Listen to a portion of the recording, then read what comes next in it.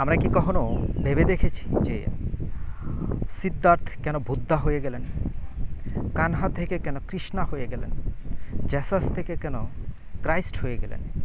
আসলে এই মহামানবরা তাদের নাম কেন চেঞ্জ হয়ে গেল?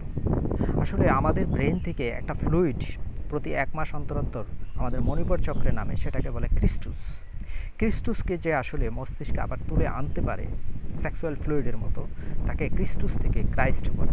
যীশুখ্রিস্ট আলটিমেট ট্রুথে চলে গেছিল, সে তার এনার্জিটাকে হায়ার ডাইমেনশনে নিয়ে যেতে পারছিল, এই জন্য ক্রিস্টুস থেকে ক্রাইস্ট, এই জন্য উনি জ্যাসাস থেকে ক্রাইস্ট হয়ে গেল, ক্রাইস্ট কনসাসনেসে চলে, মানে ক্রাইস্ট উন্নততর চেতনায় চলে গেলেন। বুদ্ধ সিদ্ধার্থ থেকে যখন উনি আলটিমেট ট্রুথ জেনে গেলেন, তখন উনি আসলে বুদ্ধা হয়ে গেলেন, আলটিমেটলি উনিও ক্রাইস্ট হয়ে গেলেন। একইভাবে কানহা যখন ওনার উন্নতর চেতনার সাথে নিজেকে নিয়ে গেলেন, উনি কানহা থেকে কৃষ্ণা হয়ে গেলেন, এই জন্য কৃষ্ণা কনসাসনেস। আসলে আলটিমেটলি বুদ্ধা, কৃষ্ণা, ক্রাইস্ট একই ওয়ার্ড। হায়ার গড ওয়ার্ল্ডের চেতনার সাথে, সুপার কনসাসনেসের সাথে যে নিজেকে কানেক্ট করতে পারে, ওই সুপার কনসাসনেসটাকে আসলে বুদ্ধা বলা হয়, ক্রাইস্ট বলা হয়, আসলে কৃষ্ণা বলা হয়। আর এই ক্রাইস্ট শব্দটা এসছে ক্রিস্টুস থেকে, যেটা আমাদের ব্রেনের একটা ফ্লুইড।